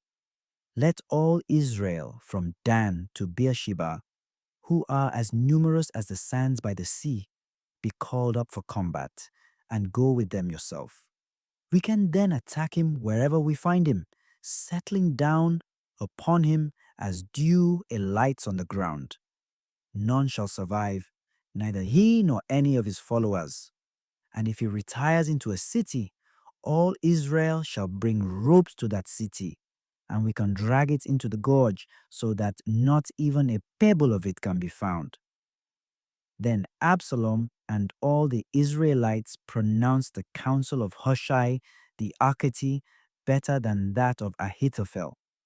For the Lord had decided to undo Ahithophel's good counsel in order thus to bring Absalom to ruin. Then Hushai said to the priests Zadok and Abiathar, "This is the counsel Ahithophel gave Absalom and the elders of Israel, and this is what I counseled. So send a warning to David immediately, not to spend the night at the fords near the desert, but to cross over without fail. Otherwise, the king and all the people with him will be destroyed." Now Jonathan and Ahimaaz were staying at Enrogel, Since they could not risk being seen entering the city, a maidservant was to come with information for them, and they in turn were to go and report to King David. But an attendant saw them and informed Absalom. They sped on their way and reached the house of a man in Bahurim who had a cistern in his courtyard. They let themselves down into this, and the housewife took the cover and spread it over the cistern, strewing ground grain on the cover so that nothing could be noticed. When Absalom's servants came to the woman at the house, they asked, "Where are Ahimaaz and Jonathan?" The woman replied, "They went by a short while ago toward the water." They searched, but found no one, and so returned to Jerusalem. As soon as they left, Ahimaaz and Jonathan came up out of the cistern and went on to inform King David. They said to him, "Leave, cross the water at once, for Ahithophel has given the following counsel in regard to you." So David and all his people moved on and crossed the Jordan. By daybreak, there was no one left who had not crossed. When Ahithophel saw that his counsel was not acted upon, he saddled his ass and departed, going to his home in his own city. Then, having left orders concerning his family, he hanged himself. And so he died and was buried in his father's tomb. Now David had gone to Mahanaim when Absalom crossed the Jordan accompanied by all the Israelites. Absalom had put Amasa in command of the army in Joab's place. Amasa was the son of an Ishmaelite named Itra, who had married Abigail, daughter of Jesse, and sister of Joab's mother, Zeruiah. Israel and Absalom encamped in the territory of Gilead.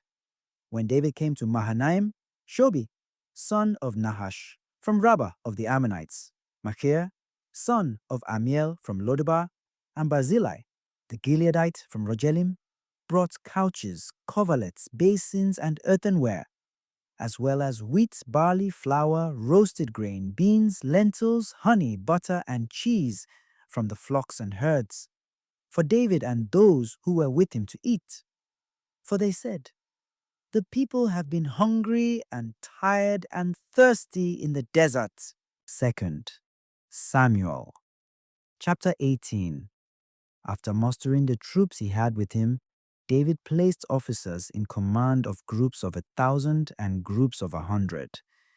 David then put a third part of the soldiers under Joab's command, a third under command of Abishai, son of Zeruiah and brother of Joab, and a third under command of Ittai the Gittite. The king then said to the soldiers, "I intend to go out with you myself." But they replied, "You must not come out with us, for if we should flee, we shall not count. Even if half of us should die, we shall not count. You are equal to 10,000 of us. Therefore it is better that we have you to help us from the city." So the king said to them, "I will do what you think best." And he stood by the gate as all the soldiers marched out in units of 100 and of 1,000. But the king gave this command to Joab, Abishai, and Ittai: "Be gentle with young Absalom for my sake." All the soldiers heard the king instruct the various leaders with regard to Absalom. David's army then took the field against Israel, and the battle was fought in the forest near Mahanaim. The forces of Israel were defeated by David's servants, and the casualties there that day were heavy: 20,000 men. The battle spread out over that entire region, and the thickets consumed more combatants that day than did the sword. Absalom unexpectedly came up against David's servants. He was mounted on a mule, and as the mule passed under the branches of a large terebinth, his hair caught fast in the tree. He hung between heaven and earth, while the mule he had been riding ran off. Someone saw this and reported to Joab that he had seen Absalom hanging from a terebinth. Joab said to his informant, "If you saw him, Why did you not strike him to the ground on the spot? Then it would have been my duty to give you 50 pieces of silver and a belt. But the man replied to Joab, even if I already held 1,000 pieces of silver in my 2 hands, I would not harm the king's son. For the king charged you and Abishai and Ittai in our hearing to protect the youth Absalom for his sake. Had I been disloyal and killed him, the whole matter would have come to the attention of the king, and you would stand aloof. Joab replied, I will not waste time with you in this way. And taking 3 pikes in hand, he thrust for the heart of Absalom, still hanging from the tree alive. Next, 10 of Joab's young armor-bearers closed in on Absalom and killed him with further blows. Joab then sounded the horn, and the soldiers turned back from the pursuit of the Israelites, because Joab called on them to halt. Absalom was taken up and cast into a deep pit in the forest, and a very large mound of stones was erected over him. And all the Israelites fled to their own tents. During his lifetime, Absalom had taken a pillar and erected it for himself in the king's valley. For he said, I have no son to perpetuate my name. The pillar which he named for himself is called Yadab Shalom to the present day. Then Ahimaaz, son of Zadok, said, Let me run to take the good news to the king that the Lord has set him free from the grasp of his enemies. But Joab said to him, You are not the man to bring the news today.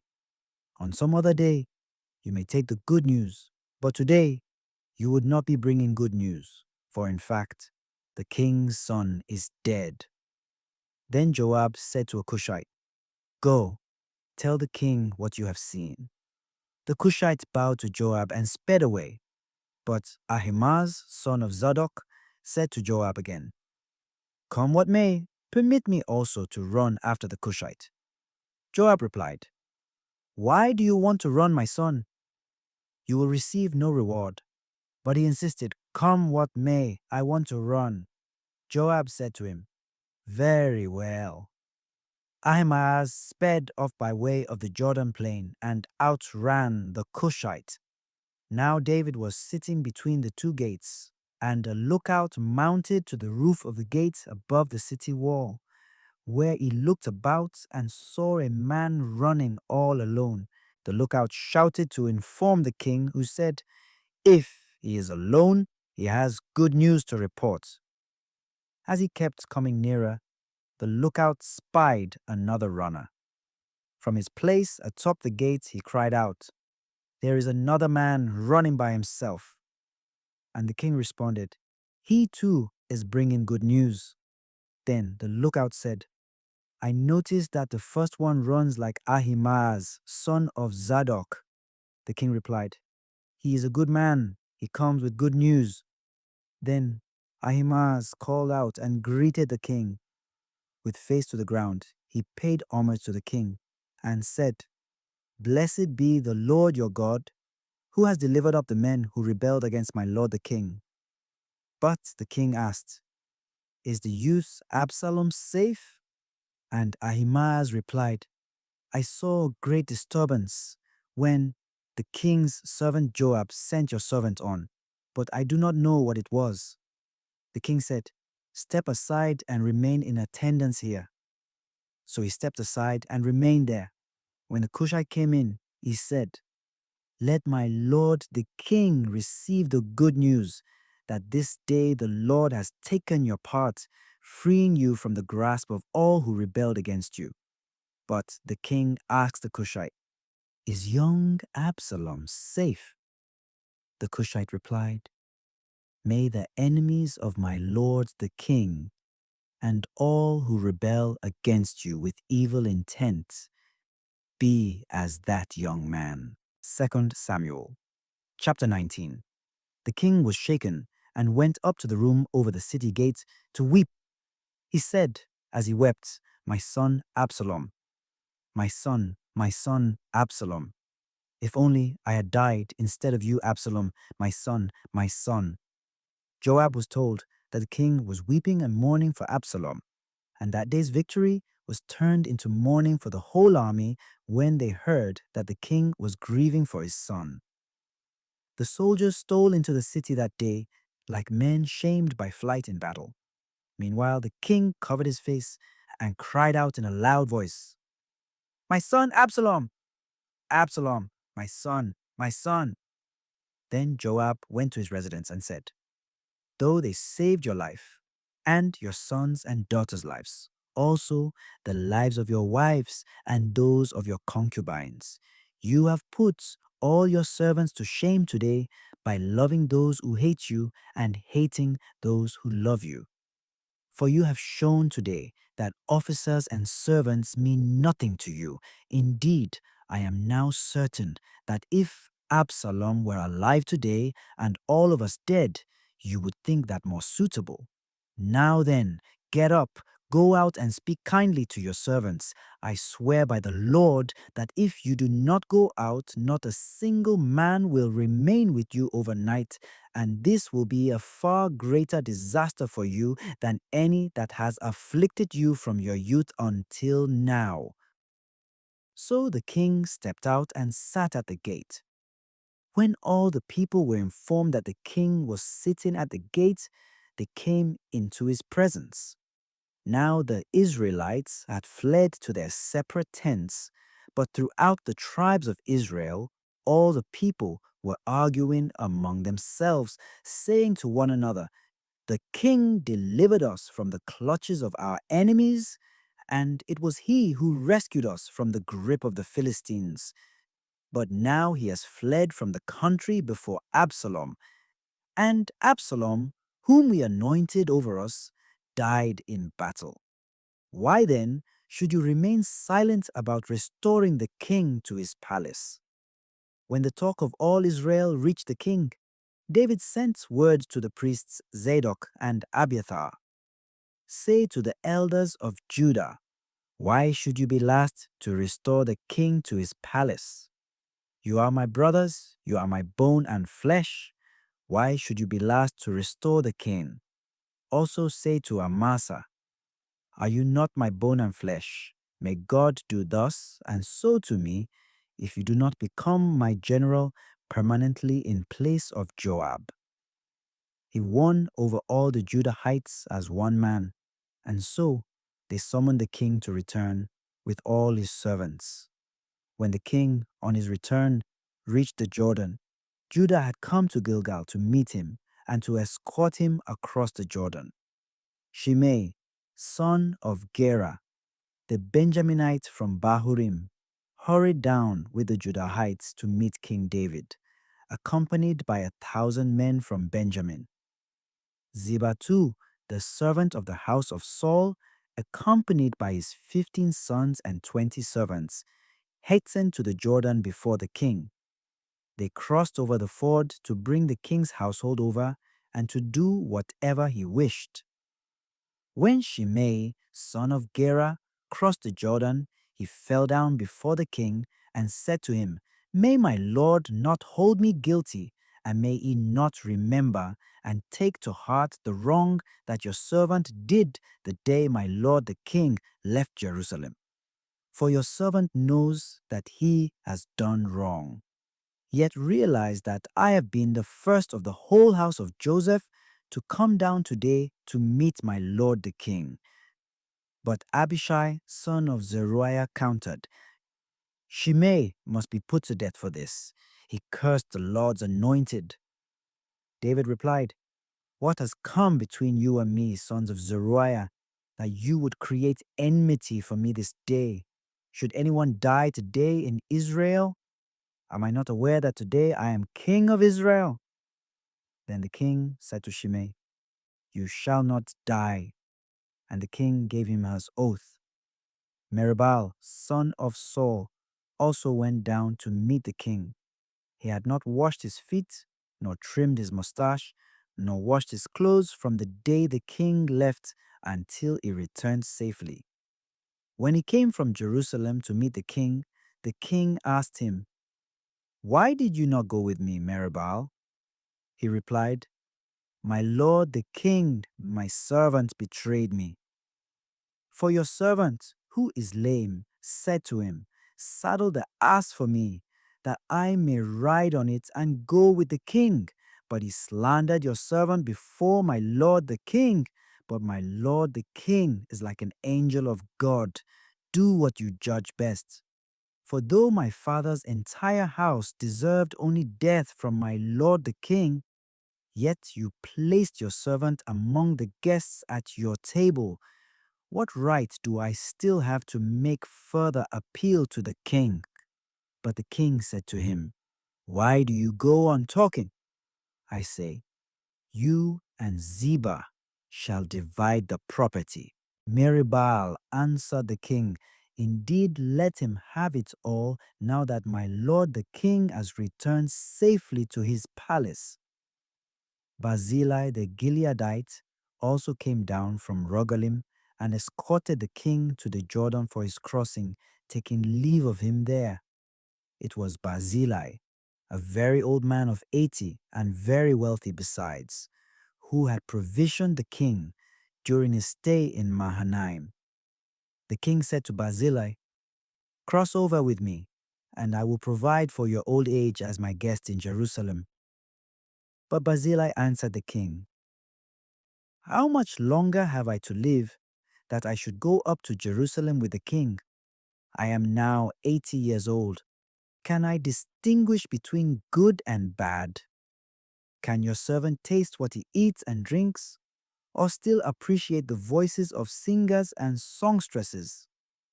Why should your servant be any further burden to my lord the king?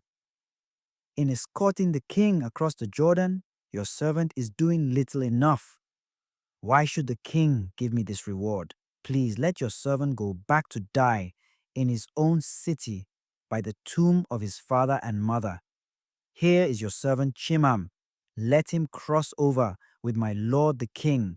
Do for him whatever you will."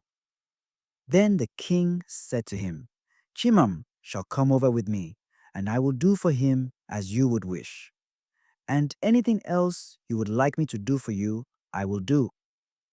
Then all the people crossed over the Jordan, but the king remained. He kissed Barzillai and bade him Godspeed as he returned to his own district. Finally, the king crossed over to Gilgal, accompanied by Chimham. All the people of Judah and half of the people of Israel had escorted the king across. But all these Israelites began coming to the king and saying, "Why did our brothers the Judahites steal you away and escort the king and his household across the Jordan along with all David's men?" All the Judahites replied to the men of Israel, "Because the king is our relative. Why are you angry over this affair? Have we had anything to eat at the king's expense, or have portions from his table been given to us?"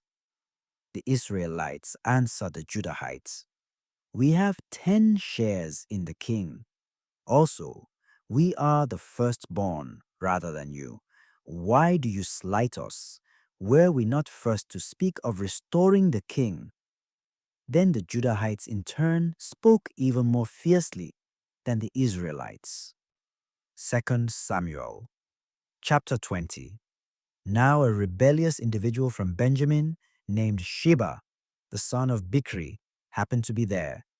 He sounded the horn and cried out, "We have no portion in David, nor any share in the son of Jesse. Every man to his tent, O Israel." So all the Israelites left David for Sheba, son of Bichri. But from the Jordan to Jerusalem, the Judahites remained loyal to their king. When King David came to his palace in Jerusalem, he took the 10 concubines whom he had left behind to take care of the palace and placed them in confinement. He provided for them, but had no further relations with them. And so they remained in confinement to the day of their death, lifelong widows. Then the king said to Amasa, "Summon the Judahites for me within 3 days, then present yourself here." Accordingly, Amasa set out to summon Judah, but delayed beyond the time set for him by David. Then David said to Abishai, Sheba, son of Bichri, may now do us more harm than Absalom did. Take your Lord's servants and pursue him, lest he find fortified cities and take shelter while we look on. So Joab and the Cherethites and Pelethites and all the warriors marched out behind Abishai from Jerusalem to campaign in pursuit of Sheba, son of Bichri. They were at the great stone in Gibeon when Amasa met them. Now Joab had a belt over his tunic, from which was slung, in its sheath near his thigh, a sword that could be drawn with a downward movement. And Joab asked Amasa, How are you, my brother? With his right hand, Joab held Amasa's beard as if to kiss him. And since Amasa was not on his guard against the sword in Joab's other hand, Joab stabbed him in the abdomen with it, so that his entrails burst forth to the ground, and he died without receiving a second thrust. Then Joab and his brother Abishai pursued Sheba, son of Bichri. One of Joab's attendants stood by Amasa and said, Let him who favors Joab and is for David follow Joab. Amasa lay covered with blood in the middle of the high road, and the man noticed that all the soldiers were stopping. So he removed Amasa from the road to the field and placed a garment over him, because all who came up to him were stopping. When he had been removed from the road, everyone went on after Joab in pursuit of Sheba, son of Bichri. Sheba passed through all the tribes of Israel to Abel Beth Makkah. Then all the Bichrites assembled, and they too entered the city after him. So David's servants came and besieged him in Abel Beth Makkah. They threw up a mound against the city, and all the soldiers who were with Joab began battering the wall to throw it down. Then a wise woman from the city stood on the outworks and called out, Listen, listen! Tell Joab to come here, that I may speak with him. When Joab had come near her, the woman said, Are you Joab? And he replied, Yes. She said to him, Listen to what your maidservant has to say. He replied, I am listening. Then she went on to say, There is an ancient saying, Let them ask if they will in Abel or in Dan, whether loyalty is finished or ended in Israel. You are seeking to beat down a city that is a mother in Israel. Why do you wish to destroy the inheritance of the Lord? Joab answered, Not at all, not at all. I do not wish to destroy or to ruin anything. That is not the case at all. A man named Sheba, son of Bichri, from the hill country of Ephraim, has rebelled against King David. Surrender him alone, and I will withdraw from the city. Then the woman said to Joab, His head shall be thrown to you across the wall. She went to all the people with her advice, and they cut off the head of Sheba, son of Bichri, and threw it out to Joab. He then sounded the horn, and they scattered from the city to their own tents, while Joab returned to Jerusalem to the king. Joab was in command of the whole army of Israel. Benaiah, son of Jehoiada, was in command of the Cherethites and Pelethites. Adoram was in charge of the forced labor. Jehoshaphat, son of Ahilud, was the chancellor. Shosha was the scribe.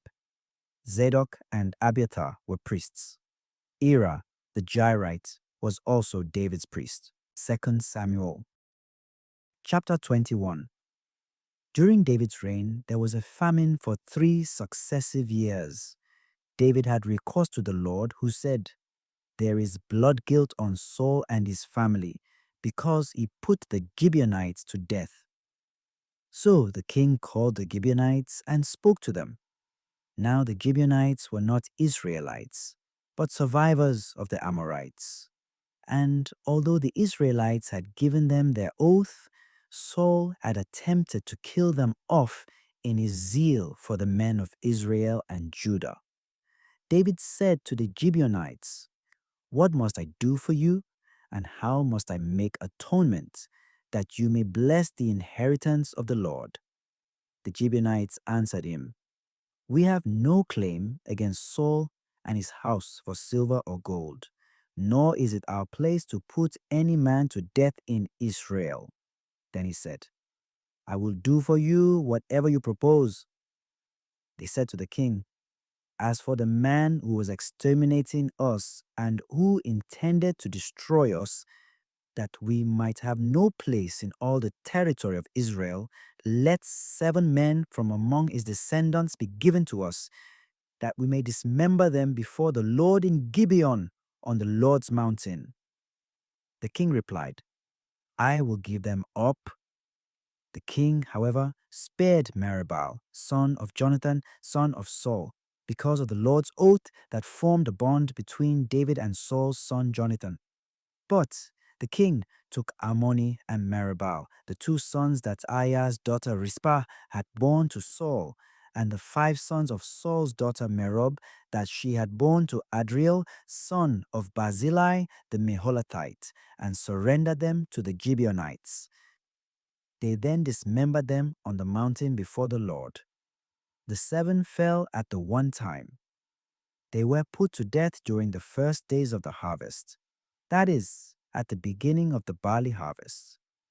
Then Rizpah, Aiah's daughter, took sackcloth and spread it out for herself on the rock from the beginning of the harvest until rain came down on them from the sky, fending off the birds of the sky from settling on them by day and the wild animals by night.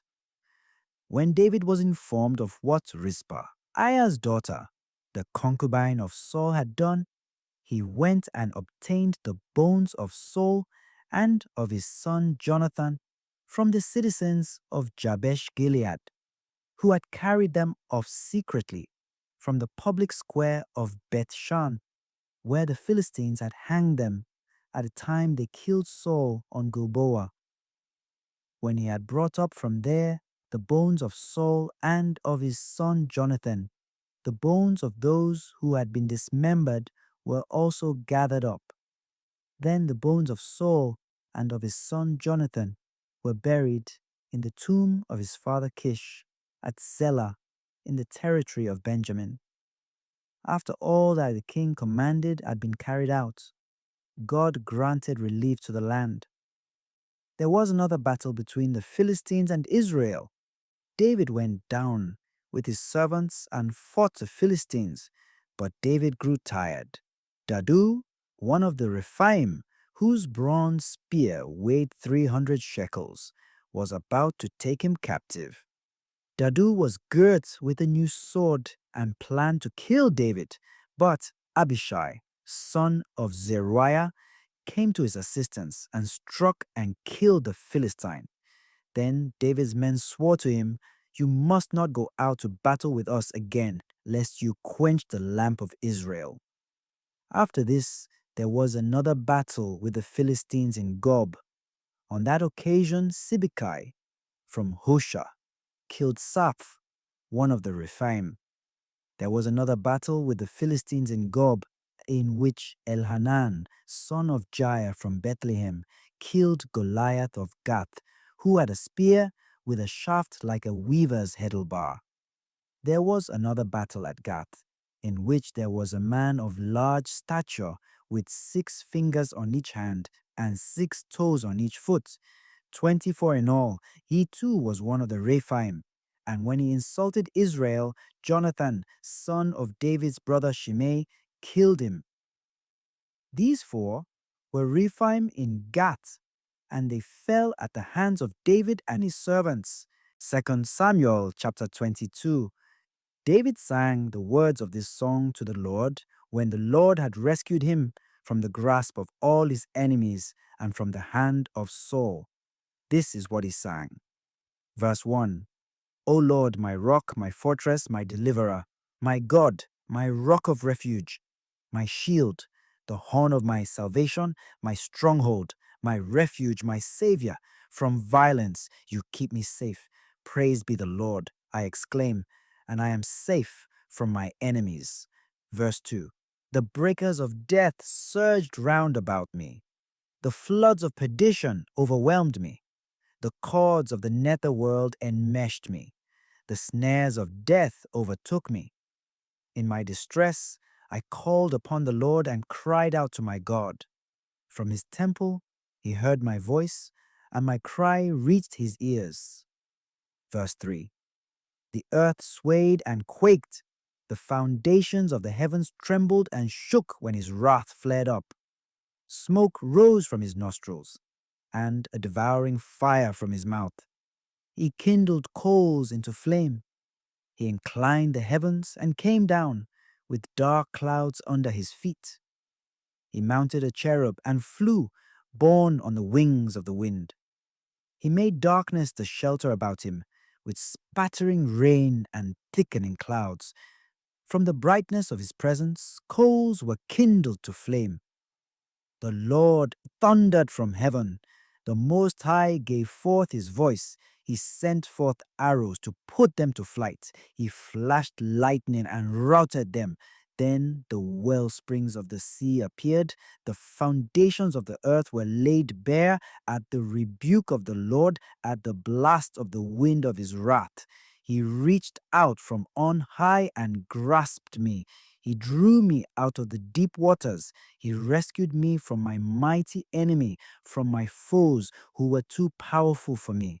They attacked me on my day of calamity, but the Lord came to my support. He set me free in the open and rescued me because he loves me. Verse 4. The Lord rewarded me according to my justice. According to the cleanness of my hands, he requited me. For I kept the ways of the Lord, and was not disloyal to my God. For his ordinances were all present to me, and his statutes I put not from me. But I was wholehearted toward him, and I was on my guard against guilt. And the Lord requited me according to my justice, according to my innocence in his sight. Toward the faithful you are faithful, toward the wholehearted you are wholehearted, toward the sincere you are sincere, but toward the crooked you are astute. You save lowly people, though on the lofty your eyes look down. You are my lamp, O Lord.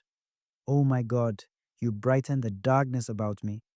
For with your aid I run against an armed band, and by the help of my God I leap over a wall. God's way is unerring. The promise of the Lord is fire-tried. He is a shield to all who take refuge in him. Verse 5. For who is God except the Lord? Who is a rock save our God? The God who girded me with strength and kept my way unerring, who made my feet swift as those of hinds and set me on the heights, who trained my hands for war till my arms could bend a bow of brass. Verse 6. You have given me your saving shield, and your help has made me great. You made room for my steps. Unwavering was my stride. I pursued my enemies and destroyed them, nor did I turn again till I made an end of them. And I smote them, and they did not rise. They fell beneath my feet. Verse 7. You girded me with strength for war. You subdued my adversaries beneath me. My enemies you put to flight before me, and those who hated me I destroyed. They cried for help, but no one saved them. To the Lord, but he answered them not. I ground them fine as the dust of the earth. Like the mud in the streets, I trampled them down. Verse 8. You rescued me from the strife of my people. You made me head over nations. A people I had not known became my slaves. As soon as they heard me, they obeyed. The foreigners fawned and cringed before me. They staggered forth from their fortresses. The Lord live, And blessed be my rock, extolled be my God, rock of my salvation. O God, who granted me vengeance, you made peoples subject to me and helped me escape from my enemies. Above my adversaries you exalt me, and from the violent man you rescue me. Therefore will I proclaim you, O Lord, among the nations, and I will sing praise to your name. You who gave great victories to your king and showed kindness to your anointed, to David and his posterity forever. 2 Samuel chapter 23. These are the last words of David, the utterance of David, son of Jesse, the utterance of the man God raised up, anointed of the God of Jacob, favorite of the mighty one of Israel. The Spirit of the Lord spoke through me. His word was on my tongue. The God of Israel spoke. Of me, the rock of Israel said, He that rules over men in justice, that rules in the fear of God, is like the morning light at sunrise on a cloudless morning, making the greensward sparkle after rain.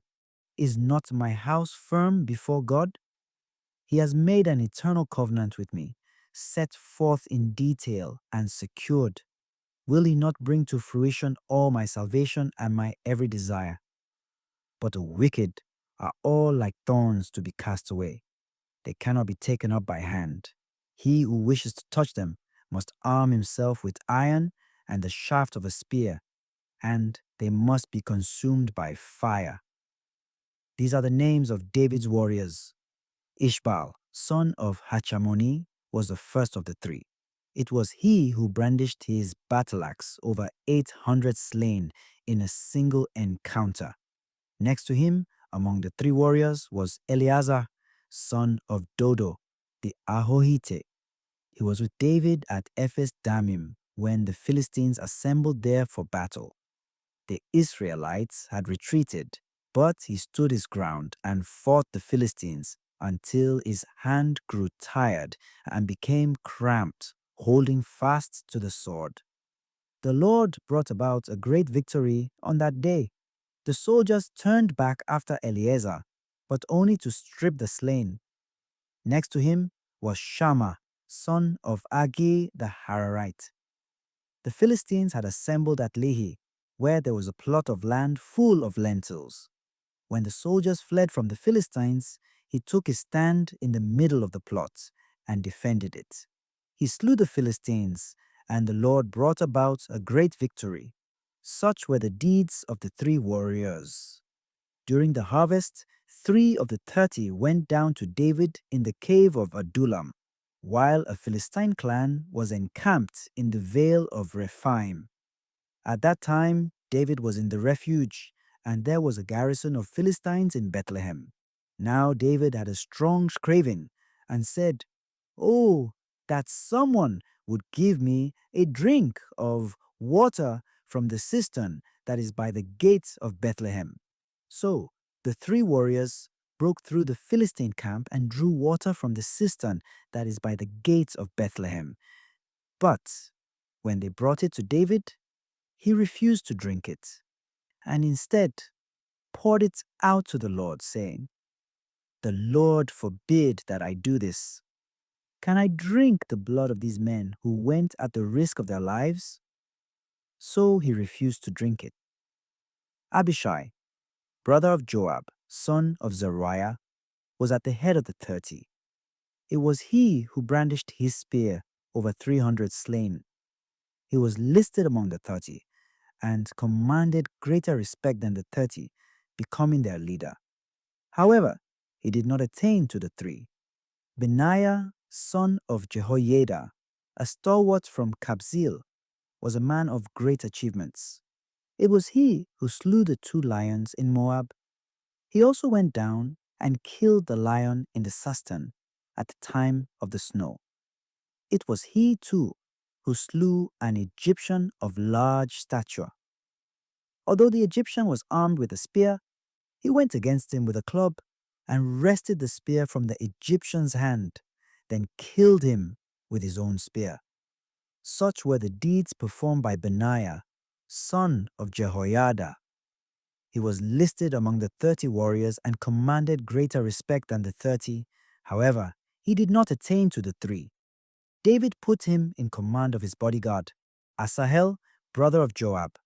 Among the 30 were Elhanan, son of Dodo, from Bethlehem, Shammah from En-Harod, Elika from En-Harod, Helez from Bethpelet, Ira, son of Ikesh from Tekoa, Abiezer from Anathoth, Sibekai from Husha, Zalmon from Ahoh, Maharai from Netophah, Heled, son of Baanah from Netophah, Ittai, son of Ribai, from Gibeah of the Benjaminites, Benaiah from Perithon, Hiddai from Nahalegash, Abibaal from Beth Arabah, Asmaveth from Bahurim, Eliabah from Shalbon, Jashen the Gunite, Jonathan, son of Shammah the Hararite, Ahiam, son of Sharar the Hararite, Eliphalet, son of Ahasbai, from Beth-Makkah, Eliam, son of Ahithophel, from Gilo, Hezrai from Carmel, Parai the Arbite, Igal, son of Nathan, from Zobah, Bani the Gadite, Zelek the Ammonite, Naharai from Beerot, armor-bearer of Joab, son of Zeruiah, Ira from Jatter, Gareb from Jatter, Uriah the Hittite, 37 in all. 2 Samuel, chapter 24. The Lord's anger against Israel flared again, and he incited David against the Israelites by prompting him to number Israel and Judah.